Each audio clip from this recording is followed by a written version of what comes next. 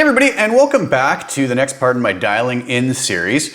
This is the fastest pair of videos I ever put together. I really had some crazy stuff going on this week, and so I was able to kind of hopefully come close on a request that I had earlier. I did a Gary Moore video earlier in the week, and somebody asked me if I could do something in the style of Santana's Samba Pa Ti tone, which is a pretty interesting tone and a tough one to nail down. But this morning I said, I'm going to give this a try, and I really did not spend a lot of time on this, but I think I got something usable. Again, I'm not going to sit here and say that I'm thinking I copied this. I hate to always have to give this disclaimer, but I just have to, because I always get people that, no, it doesn't sound like it, whatever. But so anyways, this is something that I would probably be pretty comfortable using if I had to cover the song. I did a performance video, and I have to give huge kudos to my friend Bobby at bobbysbackingtracks.com, who sent me his wonderful backing track to this. So check him out, www.bobbysbackingtracks.com, and check out the performance video. I use this preset again without any other processing in the mix, in his wonderful mix. Okay, that sounded all right, So what did I do with this? Well, let's dive over to HX Edit. One thing I am using is my Godin Summit with P90 pickups, and I used it on the middle position with the tone control backed off to maybe 8.5, just in between there, just to round the tone off a little bit, okay? So a little bit of research I did early on, Santana, before he was using boogies, Mesa Boogie amps, he was using basically like almost a cranked up Fender Twin. So I went with the Twin model for this. What I did is use the stock cab that comes with it, with the ribbon mic 121 ribbon 3 inches back. The dynamics processing is my normal processing I have at the end. The EQ is pretty crazy. Let's come back and talk about that in a minute. I put a Hall reverb, decay of 3.5, pre-delay of 22 milliseconds, and a mix of 25%. You might want to go a little bit more on the mix on that if you find it needs it in the actual mix, or if you're playing this with a live band, but that worked out all right. I used my split crossover set at 2.3 kilohertz, and I didn't do anything to the frequencies below that, but I boosted all the frequencies above that by 2 dB. I also used a wah just set in place, like it sounds like Santana does on Samba Pa Ti. I set the phasal wah at 41% with a mix of 70, with the position at 41%, sorry, with a mix of 75%. Okay, that seemed to work for me. You can play around with that if your guitar sounds a little bit different, right?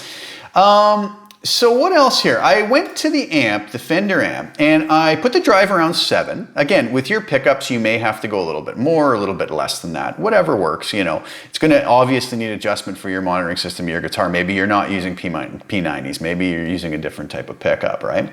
I cranked the bass, mid, treb, and presence, master, all the way to 10, but I also did something else that I don't often do, is I messed around with the sag, hum, ripple, and bias.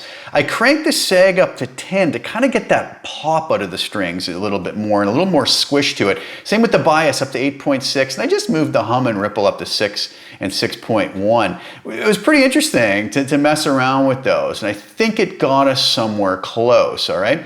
Now the EQ here, this is crazy. I did 300 hertz with a very wide Q of 0.2, and I boosted all those frequencies up plus 7.6 dB.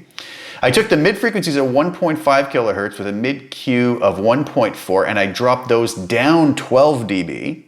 And then I went up to 6.3 kilohertz with a Q of 0.7, and I cranked those up 12 dB. So it's a real kind of a funny mid scoop, a little bit higher mid scoop, super boost in the low mids, and then a boost more in the high end, right? I put the high cut at 18 kilohertz and the low cut at 90 hertz. So very different stuff there.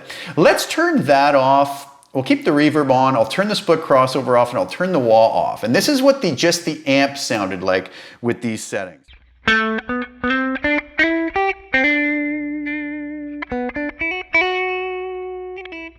Okay, now if I bring the wah in,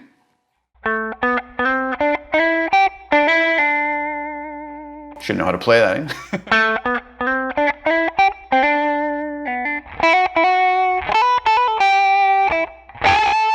Okay, so it gives that nice little half-cocked wah sound. Now we'll bring the split crossover in. So this is 2 dB to all the frequencies above 2.3 kilohertz.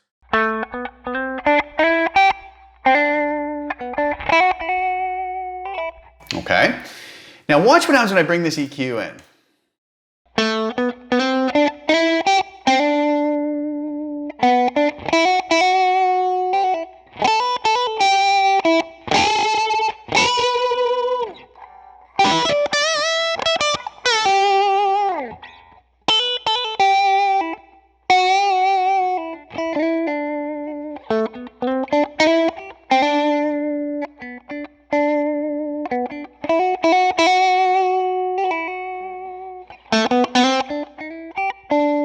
The nice thing is it's very responsive. If you dig in, you get that crazy bite.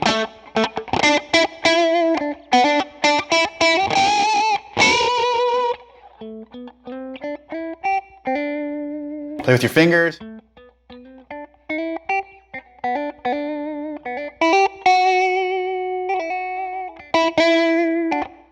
Okay, so that was the final tone I had, and I seemed to work nicely.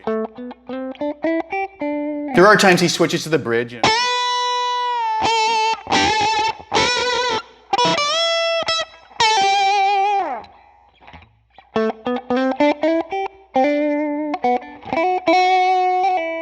Right?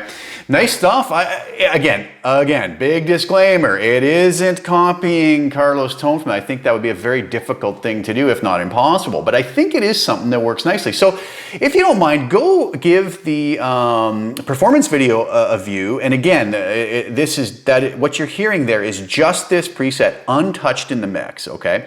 Over an amazing backing track by my buddy Bobby Pars over at Bobby Backing Tracks, bobbysbackingtracks.com. Check him out. Amazing backing tracks and a stand-up guy. So I hope you guys like this. I'm going to put this up on CustomTone. It'll be up by the time these videos go up. Again, I threw this together in 10 minutes this morning, this tone, and I did one take on the performance video. I was sight reading just a tab I found online for it over the backing tracks. So go easy on me for the playing and for the tone, but I hope it's useful to somebody, and at least a good starting point for some folks out there. All right. Thanks again for tuning in, guys, and I hope you guys enjoy the tone, and I hope you enjoyed the videos. All right. We'll talk soon. Take care. Bye-bye.